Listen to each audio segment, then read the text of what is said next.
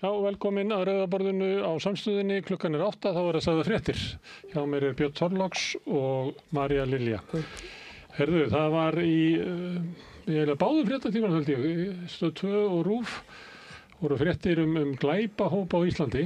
Það fréttir þetta þar við lögguna.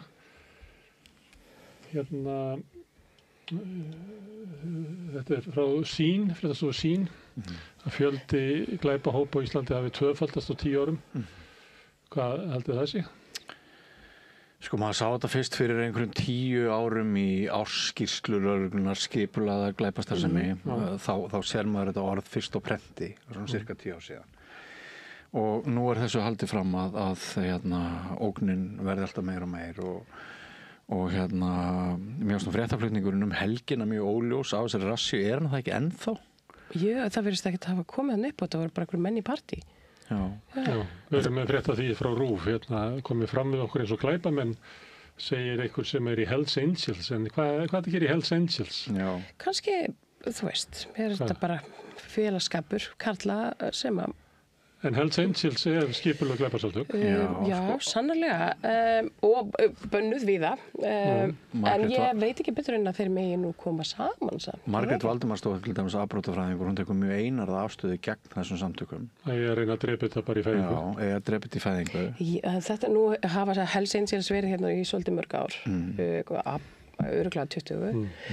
Það sem að mér finnst er reyndar svolítið merkilegt í þessu öllu saman er að það er alltaf verið að tala einmitt eitthvað svona glæpahópa og þessu svo hættulegt fyrir Íslands samfélag og það eru 10 þarna, svo 15 og svo 20. Við höfum fengið glæpahópa, það voru bara aftökur hérna út á götu, ekki svo langt frá okkur. Það hafa verið glæpahópar hérna. Já, en ég meina, sko, finnur eitthvað fyrir þessum glæpahópum? Það eru mikið á nóttinni og ég verð ekki mikið varðið í mínu, ég lifa á deginum. Nei, ég get ekki sagt að ég óttist mjög glæpahópa. En mér finnst pínusnúið að reyna að greina á milli þess hvort ógnin er sannarlega margföld og alvarleg eða hvort þetta er líka í leiðinni þetta hefðbundna ákall lögreglu fyrir meiri fjármunum og auknum valdheimildum. Mér finnst fréttirnir í dag svolítið verið að merkja það að það hafi ekki gengið allt of vel helgina. Það þeir eru reyna að draga upp svona dökka mynd og réttlætt aðgerð helgarinnar. Ég er sammála því. En ef þú ætlar að fara eftir Margréti Valdimarsdóttur og drepa þetta í fæðingu, þá er það að drepa þetta í fæðingu og þá mun María alltaf segja, ég meina þeir voru ekkert að gera neitt með að hittast og drekka og svona. María vill býða að þeir eru búin að fremja stórkostlega glæpi. Ég meina við getum ekki Margrét vill eins og var drepa þetta í fæðingu. Við getum ekki búið í samfélagi þar sem við leyfum lögregluna að grípa fram fyrir hendurnar á okkur áður en að við gerum eitthvað af okkur. En ef við varum í félagskap sem er bara að vera í Gestapo, eru þau bara alltaf að fremja ykkur á stórkostlega glæpi? Nei, við bara eitthvað skemmtilegt nafn og svona, og maður verið í Gestapo. Sko kannski er maður líka bara fastur í einhvern rómantískum hugmyndum að maður óttast þennan paradísarmissi að Ísland hefur bara verið öðruvísi en önnur lönd, hvað varðar friðsæld og öryggi og allt það. Fámennið hefur náttúrulega þar átt mjög stóran hlut og bara í íslensk lunderni við þrætum en við drepum voðalega lítið hvert annað. Ekki svona undanfarnar aldir. Nei, ekki undanfarnar aldir einmitt. Og sko, það er bara svolítið erfitt að átta sig á því hvaða tónn er þarna slegið. Já, ég vil alltaf setja varnagla á það þegar lögreglan ryðst svona fram á sjónarsviðið og svona segir einhliða frá því að það sé eitthvað svona óvinnur og nú þurfum við bara einhvern veginn að herða lög og taka réttinda fólki. Getum við ekki bara fengið eitthvað frá Hells Angels því að til að svara þessu spurningu minni af hverju ættir að vilja vera í félagskap sem heitir Hells Angels? Já, einmitt. Hells Angels er búið að vera tengt glæpum og eiturlyfjasölu og morðum bara frá því að ég man eftir mér sko. En minnst líka áhugaverður punktur sem þú nefnir að það virðist ekki hafa haft mikið upp úr krafsinu þarna í þessari rassíu á föstudagskvöldinu. Þess að þetta hefði verið fjölskyldu viðburður. Já. Það kom fram í fjölmiðlunum en ég vil gjarnan fá að vita meira hvers konar viðburði Hells Angels halda í Auðbrekku. Það er líka gaman að vita svona hvaða glæpahópar það eru sem hafa töglinnar í undirheimunum. Hverjir eru sterkastir í eiturlyfjasölu og hverjir eru sterkastir í vændi og þar allir. Já, þannig að alltaf verið að segja okkur að það séu 20 virkir glæpahópar en hvar í ósköpunum eru þeir? Það eru ein samtök með nafn allavega. veitingahús sem að gera gaggjart út á. Það kom nú fram í málinu, þannig bankatrættismálinu, að þar voru dýraverðir sem að stjórnuðu eiturlyfjasölu í Reykjavík. Það kom fram að það var eiginlega gengi og þetta voru slagsmál á milli slíkra gengja. Þannig ef þú ætlar að koma út dópinu sem þú fluttir inn þá ætlar að gera samninga við dýraverði. Því þeir eru oft einu edru gæðirnir á svæðinu. Og ég ætla ekki að nefna þau veitingahús sem að maður síendur tekið að heyra að séu bara hús utan skipulagða glæpastarfsemi sem að verði alvarlegri því ég hef enga vissu, það verður slúður að fara að nefna það, jafnvel rógur. En það er allavega augljóst að við erum alltaf móttækilega fyrir því að trúa því að allt sé að fara til helvítis. Ég segi það, er ekki bara, sko. Já, en ég meina, er ekki bara alltaf vesna einhvern veginn og þetta er bara svona ein byrtingin þetta því. Jú, þú veist, það er bara heimur vesnandi fer og hérna glæpahópanir harðna og það er ekki þriðja lögmál varmafræðin að allt mun sundrast á andanum. Akkurat, það er bara nákvæmlega það. Herðu, það er hérna tengt þetta frá glæpafrétt. Það er Muhammad Qurani, hann mun losna fyrir hann gerði samning að fara landibrott. Ég held að mannu standi þetta í boða. En hann, við ætlum að láta hann sitja inn í 4 ár eða? Hann fær ekki að fara fyrir að búa með helminginn á dómnum? Nei, þetta er mjög undarlegt sko að því að ég ræddi nú aðeins við Guðmund Inga í Afstöðu og Hanna Arndísi Önnu lögmann við Rauðaborðið á eftir og þar sem að við vorum svolítið að velta því fyrir okkur sko hverskonar laga heimild eða svona samningur hefur verið gerðið við Qurani af því að það er engin fordæmi fyrir þessu hins vegar væri svona þeir sem hafa komið einhver sótt hæli hafa gert svona samning með annars fólk sem kom frá Venezuela, það voru fréttir af því. Já, en það er ekki en það þarf að náða mannum sko. Það þarf nefnilega að náða áður það er ekki búið að náða hann. Nei, hann er með sko svona afbrúta hala alveg fullt af málum í málaskrá en er ekki líka Nei, þess vegna eru að láta sitja út helminginn af dómnum af því að má ekki sleppa hann fyrir vegna þess að það er ekki búið að náða hann. Ég sá Guðmund Inga vera að segja fram okkur náða hann ekki bara og senda hann út á morgun. Það vantar þetta pláss í fangelsum. Já, ég meina og eins og hann bendur á þá er bara þessi gjörningur að halda honum hérna í nokkur ár þegar hann augljóslega vill ekki vera hérna. Maðurinn fyrir það fyrsta á ekki heima í fangelsi. Þetta er veikmaður og hann bara á að vera í ykkur allt öðru úrræði heldur en á Litla-Hrauni. En hann á ekki að vera laus sem þú gott hann? Nei, hann þarf ykkur aðstoð.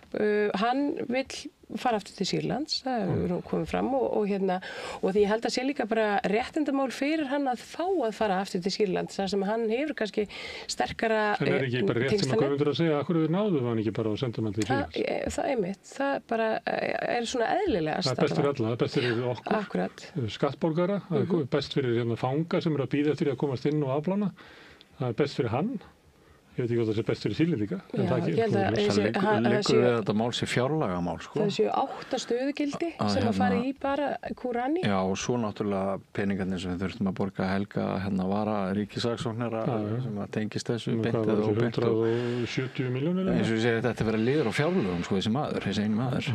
Herðu, við skulum fara til Gaza.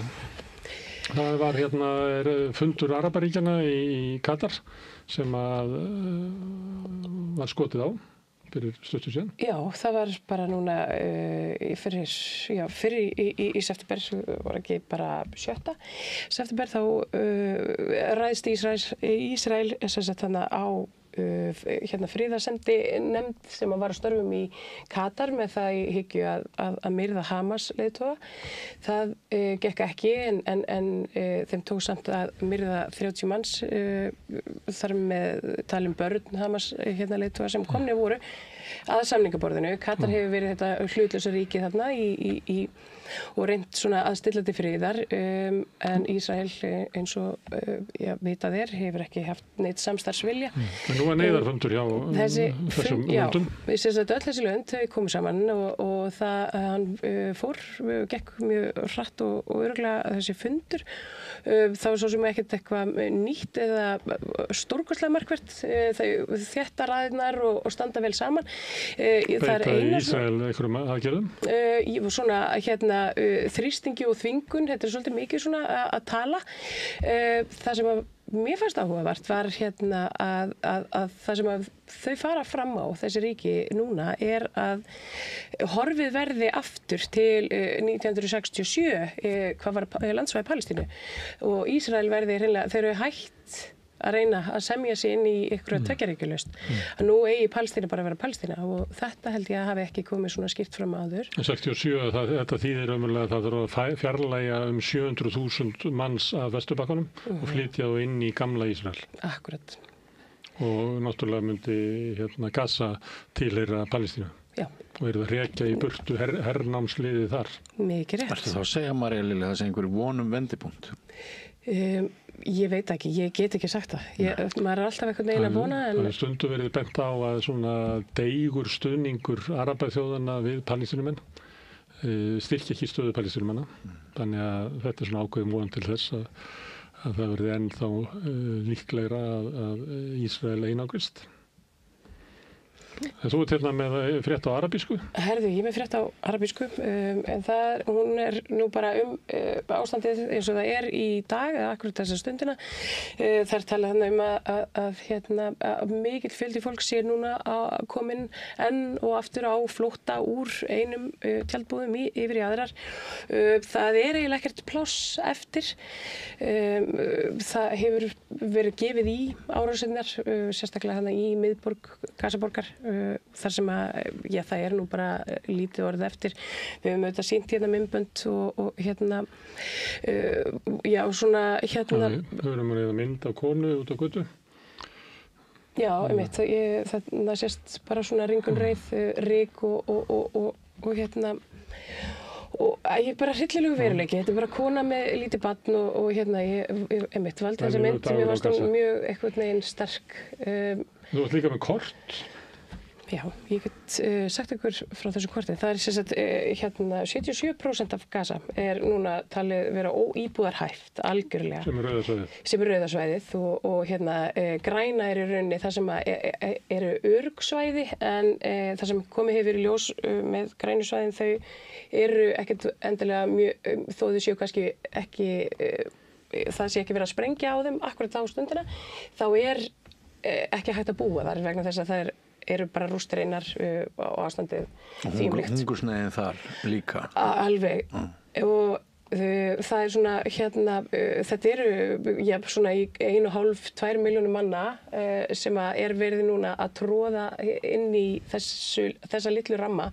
Gula svæðið þannig í miðjunni, það eru svona það sem er talað ekki safe zones en heldur ekki svona bannsvæði, þannig að þau eru eitthvað svona inn á milli en ef maður skoðar þetta þá sér maður mjög vel hvernig er verið að minnka alltaf svæðið sem að hérna Palestínufólk hefur til umræða. Það er verið að hrekja fólk í suður. Það er verið að hrekja það og hérna það eru komin landamæri sikkur megin við Gaza, núna í rauninni inni í Gaza. Það sem að Ísrael er með yfirráðum. Þannig að rauðasvæðið svona umlíkur fólki þar sem að það er innlyksa og það er auðvitað, það hefur komið mikið af mörg neyðarköll í dag. Ég hef fengið mörg skilaboð frá fólki á Gaza sem að er bara, auðvitað löngu orðið úrkúla vonar að eitthvað gerist eða breytist en er mikið að biðja peninga. Það er ekki matur, það er dýrt það sem er til. Og það er fram eftir göttunum. Það er líka með myndband? Herðu, já, svo bara svona til þess að undirstrika hvernig er að búa í miðborg Gaza eða vera þar á þessum svæðum sem eru svona nokkuð, þessu gulu svæðin og hérna má sjá tilræði bara gegn fólki á flótta og ég tók þetta nú bara svona sérstaklega með af því að þetta er orðin svona veruleiki sem að maður horfir á hverjum einasta degi búin að gera núna í 708 daga og hérna. Meðan við atgangin hingað til þá getur reiknað með því að það verið 2 drepnir á meðan við höfum þennan fréttatíma. Ég held að sé alveg óhætt að segja það. Það var svolítið skrítið með þetta bæði, það var á fréttum Sýnar og svo á RÚV. Netanyahu alveg í löngum ræðuhöldum. þar sem hann var að réttlæta allt sem öll þessi morð. Hann var að réttlæta þjóðamorð, hann var að réttlæta hungursneyð, hann var að réttlæta það að reykja fólk í burtu, hann var að réttlæta það að hafa sprengt þarna svona háhýsi sem hann sagði sem að fólk hafi leitað skjóls, þar sem hann sagði að hefði verið, hvað kallar þetta, stronghold Hamas-liða, eins og allt sem hann bara horfir á Gaza sem bara Hamas. Ég fór að hugsa, þetta ekki aðeins of langt komið inn í þetta, að við þurfum að vera hlusta á hana mann, vera rétt með þetta málsing. Ég held að sko, fréttin í dag hafi auðvitað verið fundur araba leiðtogana sem að höfðu sitt að segja en ekki einhvern veginn hvað Netanyahu hefur að segja öll ódæðisverkin sínum hingað til. En hann tekur það fram hann í dag að hann útilokar ekki frekari árásir gegn sko leiðtogum Hamas. Leiðtogar Hamas eru ekki inn á Gaza. Þeir eru bara víða veröld. Hann ætlar að gera meira af því sama. Herðu, það er El País, þar er frétt sem er eftirréttur af helginni. Það voru mótmælendur þar sem að stoppuðu reiðhjólakeppni því þar var leið frá Ísrael og eyðilögðu keppnina. Og Netanyahu umræddur, alveg bandbrjálaður og skammar Spánverja fyrir að láta þetta viðgangast, linnulaust gyðingahatur og árásir á sig. En þá gefur bara ríkisstjórnin í Spáni og eiginlega styður mótmælendur, krefst þess að Ísraelsmenn verið hent út úr öllum íþróttakennum og þar undir göttunum. Og maður ber þessi viðbrögð ónættilega saman við íslensk viðbrögð þegar eitthvað sambærilegt þessu gerist. Að stjórnvöld standi með mótmælendum. Já, og í ljós kemur að það er bara himinn og hafa á milli. Finnst ykkur það ekki? Þetta er auðvitað allt annað heldur en við fáum að venjast hér. Þarna eru aðgerðir og fólk þorir að segja hlutin eins og það er. Þessi friðsæð mótmæli sem voru á laugardaginn fyrir viku, að ríkisstjórnin hefði alveg verið lófa lagið að bara lýsa yfir ánægju með miklu mannfjölda og dásamlegur stuðningur íslensku þjóðarinnar við palestínumenn og auðvitað menn við hlusta á fólkið, þau gera ekkert að þessu. Ég vil skjóta inn í að við Rauðaborðið í kvöld verður viðtal við Guðrúnu Sif, mannfræðing, doktor í mannfræði sem er að núna rannsaka íslenskan aktivisma andóf almennings, hvaða leiðir fólk hefur, þannig að í tengslum við þetta sem við erum að ræða núna, það var áhugavert að benda á. Herðu, við skulum fara niður í þing, það var svona, það er ekki bara fyrst í svona venjulegi dagurinn, það var bara að vera að kynna fjárlögin aðeins smá fjárlögumræða, nú er komin óundibúinn fyrirspurnatími og þá mætir formaður Sjálfstæðisflokksins, Guðrún, og svona fer í forsætisráðherra. Hún meldar sig. Sem er aðal kallinn á þingi, Kristrún. Ætti að vera. Já, Kristrún náttúrulega aðal kallinn. Það verður Bjarni var, það vilja allir fara í Bjarna. Það er ekki allir fara í Kristrún? Jú. Nei, ég var að misskilja, ég held að þú var að segja að Guðrún væri aðal kallinn í stjórnarandstöðunni. Já, við höfum deilt um það hér. Já, sko, ég vil að gefa Guðrún það að þetta er pínu fyndið hjá henni og ég vil líka gefa systurinnar Aldísi Hafsteinsdóttur, ég var svo status á Facebook. Nú hló ég upp átt, það var augljóslega fokið í systurinn mína sínir, mér finnst hún blandar herberginu hans Hauks í umræðunum tiltekt forsætisráðherra. En það er ekki að segja hversi að unglingar að gjalda. En fyrir sem var tiltekt ríkisstjórnar eins og að taka sokk af gólfi úlings. Já. Það er nú ekki bara svona ganga undan með góð fordæmi? Jú, en ég fylgdist nú með þessu stakli, þessum fyrsta óundibúna fyrirspurnartíma á þessu nýja þingi og ég átti kannski vona á aðeins meiri átökum, ég veist hún ekki mikil. Mér fannst, bara mín tilfinning var svo að Kristrúnu finnist erfiðara að svara formanni Miðflokksins, Sigmundi Davíð, og þar sé svona hún lít á það sem það séu ásarnir. Já, að það séu ásarnir. Ég fekk þá tilfinningu í dag og stundum heyri maður þetta. Það er að túlka þessa setningu að tvennum að það getur verið ásar. Það getur líka verið svona ásar í spilum, þetta séu tveir topparnir hann. Já. Og veistu hvaða tveir ásar eru hæstir í brittspilinu? Spaðás og hjartás. Þú er ekki tala um britt. Þú ert að segja Sigmundur Davíð er spaðásinn. Ég veit ekki hvort hann á spaðásinn, en ég held að hann sem hærri ás í augnablikinu en Guðrún. Já. Herðu, það smá á fréttinni, Þórdís Lóa, bæjarfulltrúi á borgarfulltrúi Viðreisnar, hún ætlar ekki að gefa kostasur. Nei.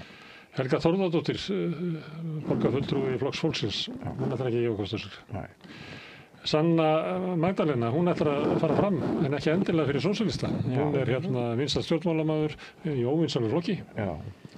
Ég sá að Mannlíf sagði eftir heimildum hefði Svandísi ekki orðið ágengt með að ræða við Sönnu og reyna að fá hana inn í eitthvað bandalag, en það var nú bara eftir heimildum Mannlífs. Já, það var eitthvað sem sagði það, einhver í Sundi. Hitti mann í Sundi og hann sagði það. Herðu, það hefði hann talandi sveitarstjórn, Fannar í bæjarstjóri í Grindavík, sem var svona tímabil svona þjóðhetja, það stóð allir með honum, mjög yfirvegaður maður og rólindur. Það blev erfitt að æsa hann upp. Já, það segja. Nema að ég vann þessu með manni sem hafði þennan frasa, hann var svo taugaveiklaður, hann virkaði fullkomlega rólegur. Það var eitthvað svona yfir honum, hann var mjög yfirvegaður, eða ekki? Jú. En hann er eftir að hætta og hann er bara ég er hann 68 ára, ég er bara búinn. Já. Ég ræddi nokksunni við hann fyrir Fréttablaðið þegar jarðskjálftarnir skuku Grindavík mest og mjög svona, einmitt eins og þú segir, yfirvegaður, traustur maður, naut mikillar hylli, en maður hefur, þetta er svona einn af þessum gæjum sem maður hefur haft áhyggjur af, þetta eru fólk sem vakir ekki bara sólarhringu saman, heldur vikum saman og álægja náttúrulega bara þessi fortíð núna sem er svakalega. Já, og tímabilið öll spjót að þeim, sko. Öll spjót. Það var ekki þannig að það væri fullkomin samstaða meðal Grindvíkinga, það var ekki þannig. Nei. Ekki hann rifjaði upp í viðtalið þennan dag þarna í nóvember þegar jörðin skók undir fótum þeirra, hristi og þeir sem að var margir sem að ég talaði við sem að sögðu að þegar það gekk á, það var eina sem þeir hugsuðum forða mér. Það var, og fyrir að fundu það tók bara eitthvað yfir líkamann og bara fólk fór út úr bænum. Því þá var líklega að opnast bara einhver kvikugangur þarna undir. Heyrðu, en það var frétt á heimildinni sem er ekki víða. Seðlabankinn kannaði hagsmuna árekstra vegna unnustu Ásgeirs. Já, þessi frétt er að ég hygg flutt á föstudagsmorgni og þá erum við í svona fréttafríi hér á Samstöðinni. Og ég átti von á því að það yrði bara töluvert mikil umfjöllun þetta hjá Ríkisútvarpinu, Mogganum, Sýn, en það er einhvern veginn, það liggur allt bara í dúnalogni. Fréttin er sem sagt svo, eins og heimildi greindi fyrst frá, að hún heitir Helga Viðarsdóttir, hún er unnusta Ásgeirs Jónssonar, seðlabankastjóra, stýrir fjárfestingarsjóði sem Seðlabankinn hefur eftirlit með og hagsmuna áreksturinn, hann er eiginlega hann er það sem er stærst í málinu. Fyrst verður maður að nefna það að það gæti verið að eitthvað forskot yrði til vegna þeirra tilfinningasamband sem er óþægilegt, þar sem annar er yfir hinum. En það sem er eiginlega kannski það sem að vakti mína furðu á föstudagsmorgninum, það var það að Seðlabankinn hafði sjálfur rannsakað sjálfan sig. Undirmenn Ásgeirs höfðu rannsaka hvort þetta var leið. Já, þeir höfðu hrundið af stað einhverju rannsókn og fyrsta spurningi var býtu af hverju Seðlabankinn að rannsaka sjálf og það lítur að þurfa að kalla til einhverju utanaðkomandi. Svo líður bara öll helgin og einhvern veginn ekkert að frétta og ég er alltaf að bíða eftir þetta springi út.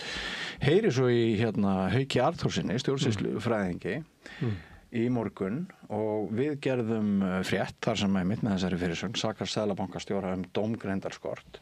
Þar sem að Haukur fer yfir það að ef eitthvað er þá hann talar rannsóknir, hann gefur í skyn að afsögn væri jafnvel bara nærlagi heldur en annað og það er ansi langt á milli þess það er svona þykistur rannsókn sem hann setur í gang. Já, og það er ansi langt á milli þess að engin mainstreamsfjölmiðill dögum saman fjallum þetta mál eftir að við byrjað eða menn kalla bara á afsagnir.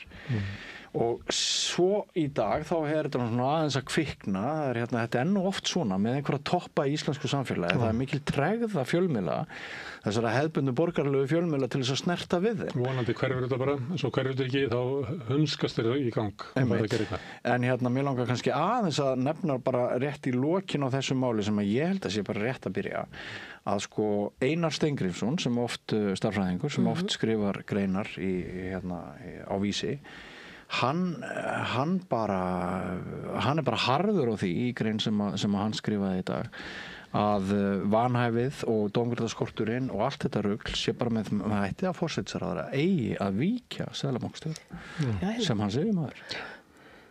Eitt sem ég tók eftir í þessari grein að það er svona skrifað undir, oft svona höfundur er verkfræðingur Já. eitthvað. Hann skrifar höfundur er ekkert sérstakt. Höfundur er ekkert sérstakt.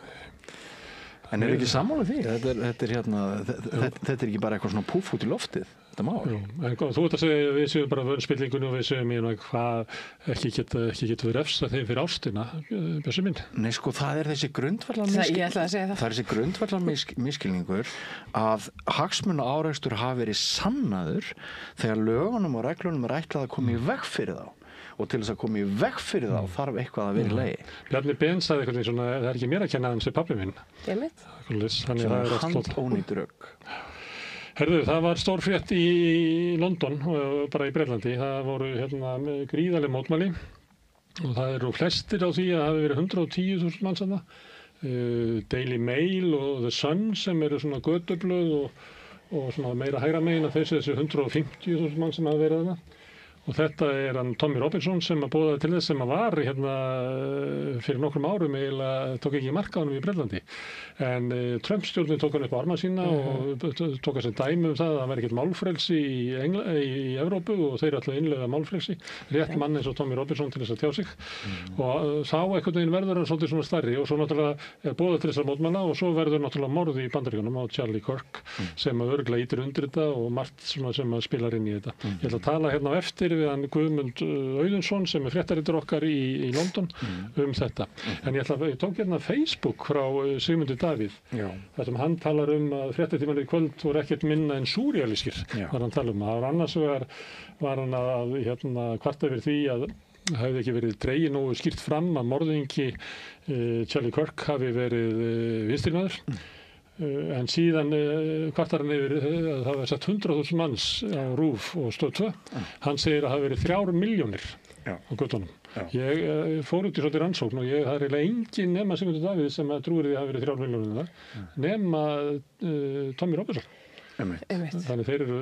Já, það eru svona, ég hef séð þessu haldið fram og svona þvert á flokka og það hafi verið 3 milljónir þetta en ég En einn sönnunin á því að mainstream miðlarnir eru að ljúga. Já, en ég held að reyndar að sé alveg rétt að það hafi verið fleiri en 100.000 manns þarna, 150, ég trúi því alveg, það var gríðilegu fjöldi fólks þarna og það má ekki gera lítið úr því. Sko, það hafi verið svona margir vanalega hefur þessi hópar ekki náð saman nema svona nokkru þúsundum, kannski 10-20.000. En af því að þú varst að fjalla skautun á samstöðinni í gær, mjög góð umræða að mínum mati, þá datt mér það í hug þegar ég sá færslu Sigmundar Davíðs.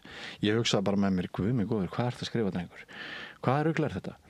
Og svo sé ég bara deilingarnar og ég sé öll húrrahópin og það voru ekki komið 1500 like bara eftir 2 klukkutíma eða eitthvað svoleiðis og þá fór ég að hugsa um algoritma þessa fólks sem að segja, þetta er alveg æðislegt, af því það er allt fullt af. Það er allavega 2 veraldir. Í einni veraldinni voru 100-150 manns á þessu fundi. Í annarri veraldinni voru 3 milljónir. Og það er ekkert sem þú getur gert til þess að breyta þessu. Nei, það er nefnilega máli. Já, mér finnst þetta áhugavert. Mér finnst reyndar líka áhugjefni að alþingismenn skuli vera svona auka á skautun í okkar samfélagi. Þetta er auðvitað bara þannig blístur.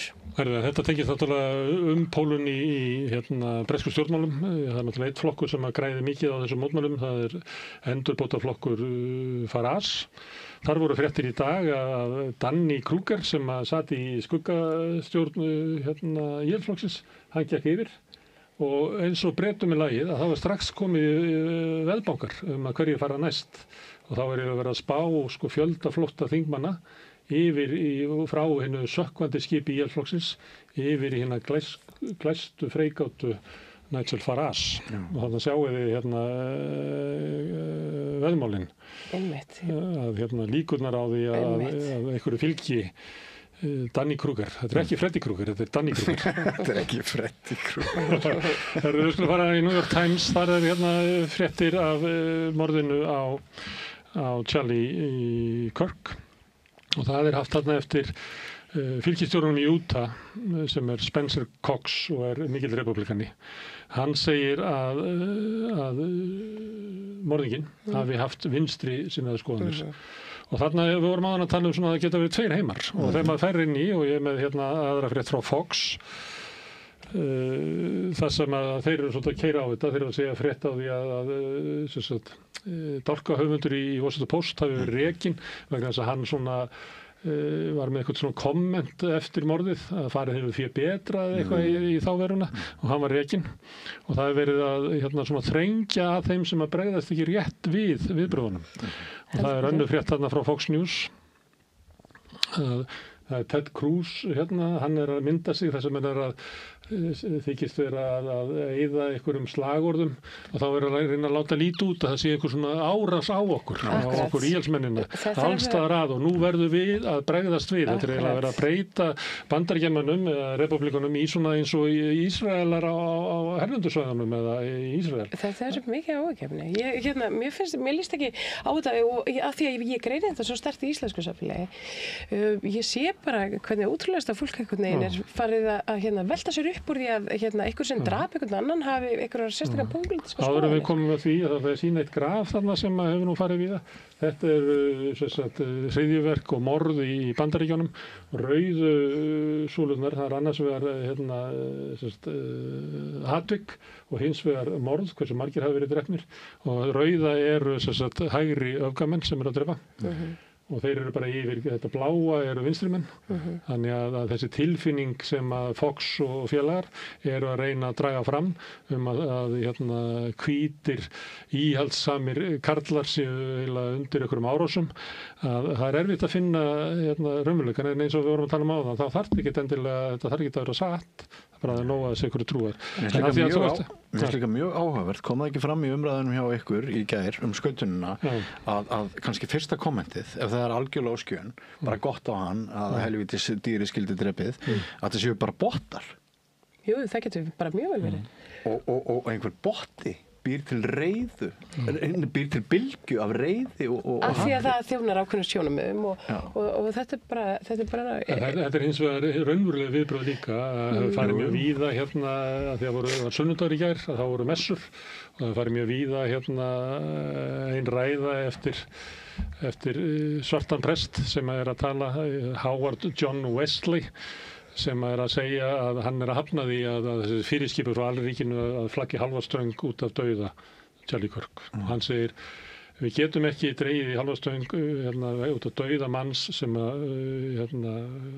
boðaði hatur og rasisma alla sína ævi.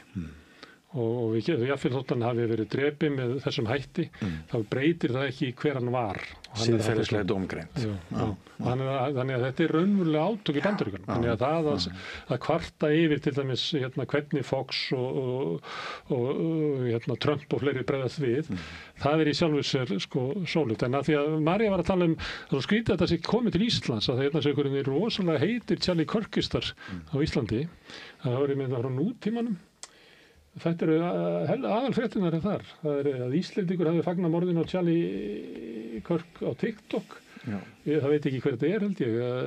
Þetta er bara, það er alls konar fólk með TikTok. Já. Og svo er það þarna sem að er svolítið lagt upp með í hægri pressunni í Bandaríkjunum að tengja hann með einhverjum hætti við vinstrimennsku og trans og það er herbyggisfélagið hans í háskólanum þannig er transkona sem er að bíða eftir einhverju svona kynleiðréttingu og það er látið með að það hljóta að vera einhvern veginn tengt á meðan að á öðrum miðlum er verið að segja frá tengslum hans við öfgafulla hægrimenn. Þetta er sköggalegt. Ég heldur sig búin að skrifa 20 fréttir þannig að þessir gæjar á nútímanum? Já, á nútímanum. Já, þeim er það er allar eins. Mikið niðri fyrir. Ég ætla nú að fá fulltrúa að vera eða ritstjóran reynilega Frosta Lóðarsson á 50-daginn og við ætlum að fara að sí skautun. Meira í skautun. Meira í skautun.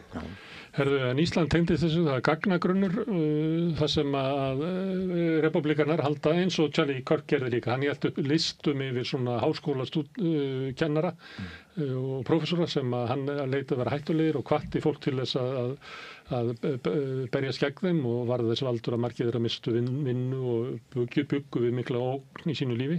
En það er núna verið að búa til lista yfir þá sem að brugðust ekki rétt við.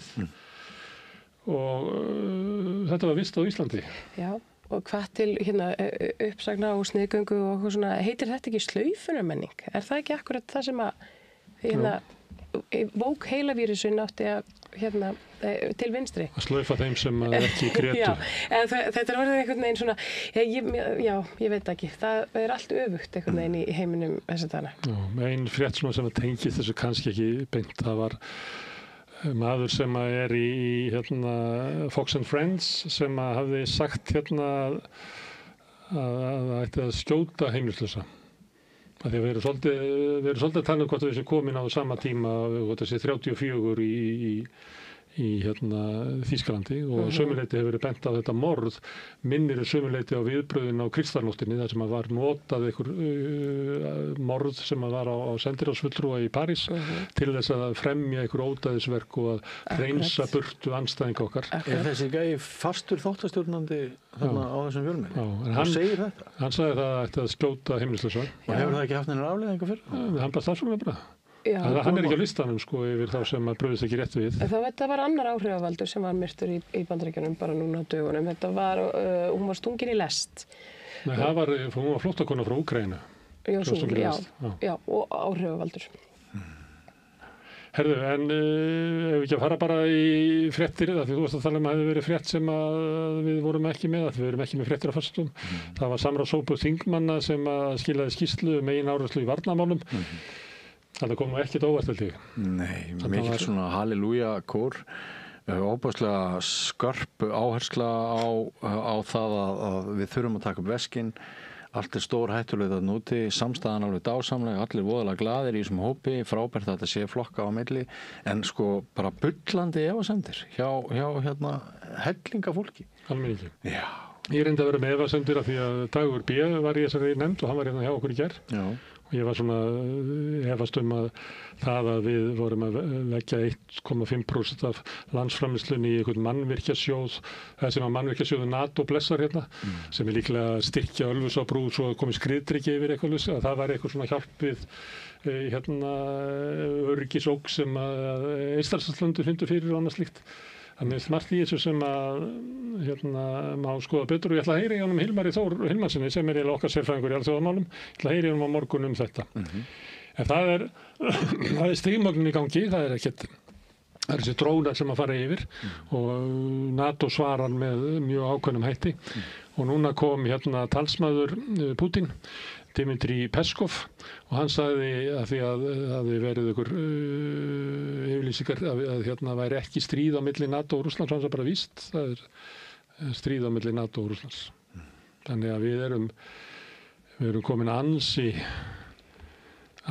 nálægt einhverjum. Var ekki einhver frétt helgina líka að við þurftum að fara að kaupa dróna til þess að verjast skeytum Rússa? Ég sá það nú. Það sem ætti að koma hingað. Já. Er einhver í alvörinn alltaf fram að Rússa sé að fara... Já. Ég sá þetta var í gær. Stöðtvö talaði einhvern hernaðar sérfræðing sennilega er mánudagur, sennilega á laugardagskvöldi, frekar en í gærkvöldi.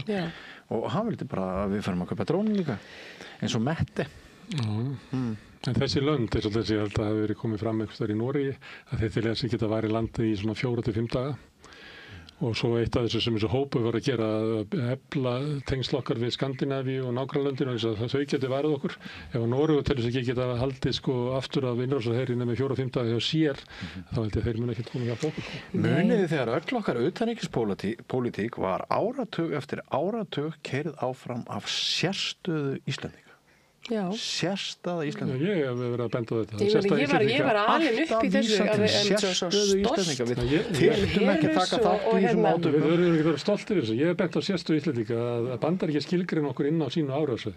Það er sérstaða okkar sem gerir stöðu okkar alltaf verið að heldur Póllands og Eystrasaltslandana og fleiri. Og svo líka verið að tala í þessari skýrslu sem við komum aftur að henni. Það var að tala svona vinaþjóður og like-minded nation eins og ég veit ekki hvað er íslenska þýðingin sem við nota. Ef við horfum á heimsstyrjöldina þá stóðu Norðurlandaþjóðirnar ekki með Finnum. Þýskur her fór í gegnum Svíþjóð með samþykki Svía inn í Noreg. Það er engin annars bróður þegar kemur að öryggismálum. Þannig að við erum svona margt í þessu skrítið. Það er Putin er skepna. Hann var að dæma Mössu Alekínu í Pussy Riot. Sem er með íslenska ríkisborgrétt í 13 ára fangelsi fyrir að mótmæla stjórnvöldum. Nú spyr ég eins og barn, einhver líkur á framsali eða? Það held ég að sé ekki framsalssamningur á milli Íslands og Rússlands en ég meina það geta auðvitað gert einhvers konar kröfu, milliríkja kröfu múnværi látin afplána hér sem Íslendingur, mér finnst það nú bara mjög ólíkt. En hún í skjóli sem stjórn. Já, það var bara vel að verki í staði. Ég held að það hefði verið fyrir tilverkna Ragnars Skjaltasonar, myndlistamanns, sem góður vinur Katrínar Jakobsdóttur. Jú, mikið rétt. Og þetta fór mjög fljótt í gegn. Henni var raunlega bara bjargað út úr Rússlandi á vegabréfinu, hún komst ekki. Þannig að þetta var, við ætlum að vera stolt af þessu. Já. Herðu, það er Halla Tómasdóttir, hún er að fara til að tala við leiðtoga Kína, Xi Jinping. Þetta er nú ekki leiðtogi Kína. Já, þetta er yfirlýsing, setning hafði eftir Erling, hernaðarsakfræðingi og vill að það er svona verið að tala eins og að segja svona að ég nota þetta tækifæri til þess að tala yfir hausamótunum á aðslamann í Kína vegna stuðnings Kína við Rússland og hvort að forseti Íslands geti ekki snúið upp á hendina á honum. Ég veit ekki, kannski. Hún er alls í hörðum, Halla. Já, alla er hörð. Herðu, mokkinn, ég alltaf erfiðara með að finna fréttir í mokkunum sem eru áhugaverðar þarna á pappír. Þessi mokkinn er undirbúið að 17. kosningar. Bragginn umdeildi. Þeim fannst gaman að skrifa þessa frétt. Ég meina þau hafa skrifað hana svolítið oft. Það er búið að loka veitingastæðinu. Þú getur ekki farið að fengið franskar kartöflur með lengur. Nei, það var einhver hamborgarastaður hérna. Ég tók eftir þessu. Ég átti að flytja þessa frétt miklu langt undan mokkan. Ég tekið eftir í allt sumar. Ég geng þarna yfirleitt hringinn í kringum Reykjavíkurflugvöll, jafnvel einu svona dag. Fréttanefið, Bjössi minn. Fréttanefið. Og það hefur ekki verið neitt lífi í 100 metra radíus frá þessu húsi. Það er alltaf stráin. Þau halla frá braggarna, stráin. Þau mikið stráin, dönsku puntstráin. Viðskiptablaðið, það er Íslandsbanki 21% yfir útboðsgenginu núna í vetur. Já. Og ég hafði graf sem að fylgdi með, sem að sýni þróun á hlutabrifum Íslandsbanka. Ég selt þarna fyrir 90,6 milljarða. Hann hefur hækkað 19,1 milljarð síðan að salan fór fram. Kannski ég var að segja, hann hafði voruð að tapa penningum. En það er nú saga bak við þetta vegna þess að leið og er skipt stjórn og ríki fyrir út að þá samþykkir ný stjórn að banki fyrir að kaupa eigin bréf sem er aðferð hluthafanna til þess að auka eigið verðmæti án þess að þurfa að borga skatta. Þannig hann fyrir að kaupir eins og motherfucker eins og sagt og er búin að eyða einhverjum 5 milljörðum í að kaupa þessi bréf þannig að 19,1 milljarður hefði náttúrulega ekki orðið til nema út af þessum kaupþrýstingi. En má svo ekki vænta að þetta fari að splittast upp í einhverja blokkir sem að... Já, Arion er ekki Arion og Kvika í samningaviðræðum. Það er talið að það taki langa tíma efnahagsástandið verði ekki orðið allt öðruvísi áður en að því verður. Það eru aldrei fleiri sem forðast fréttir af því að það eru svo slæma fréttir, rúvar með þetta. Og þetta er orðið bara, ég veit ekki út þessu vandamál í heiminum. Og það eru að tala við almenning og spurt, af hverju horfður ekki fréttir? Ég bara meikti þetta ekki lengur, það er bara linnulaust verið að hvolfa yfir okkur slæmi fréttum. Og við erum með þennan fréttatíma því við trúum því að þú getur þolað slæma fréttir ef það er eitthvað saming í þeim. Þetta er ekki bara alltaf verið að löðrungaði með einhverjum tilvílina kenndum slæma fréttum. Þú færð ekki bara endalausar svona krana af upplýsingum sem að þú þarft einhvern veginn að vinna úr sjálfur þá þú getur alltaf að fengið eitthvað aðstoð við samingið. Menn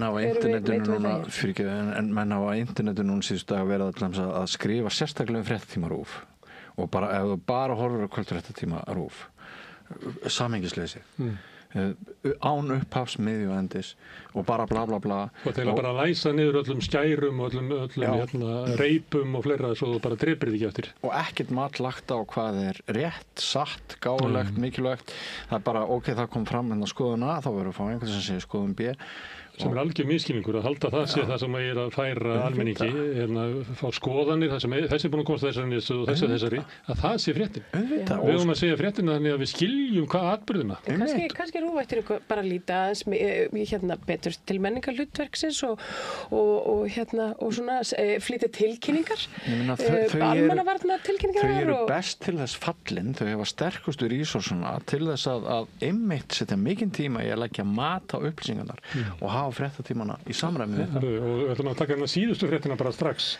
Það sem að María Lilja ætlar að segja okkur samhengi á á vösum á kvenmannsbuxum. Herri, já, það er nú gaman að fá að segja frá þessari fínu fréttaskýringu sem var í BBC helgina. Þetta er auðvitað bara vandamál í lífum kvenna, fyrir það eru vasar eða litlir vasar, rosalega grunnir vasar. Þeir eru nú ekki með skiptilykla með okkur og svona. Nei, það er nefnilega máli. Þetta konur voru svo... Þið hafið náttúrulega töskuna. Já, það kom seinna. Það er nefnilega, það kemur sem, það er svona afleiðing af því að konur hafi ekki fengið að vera með vasa á fötunum sínum. En nú erum við komin með vasa. Ok. Ég stiði vasa. Ég slýsa til þess að kaupa skyrtu og það er ekki brjóstvasi. Já. Ég bara er alveg, ég veit ekki hvað ég að gera. Ég er endar svolítið slæm með að tróða dóti í vasana. Og og svo svona er ég orðin svona, Já, og svo tapar heyrir maður. svona í mér þegar ég... Og svo þegar þú fullir þessi vasar, þá fer maður að tapa hlutum. Já, þetta getur verið voða ósmællegt líka.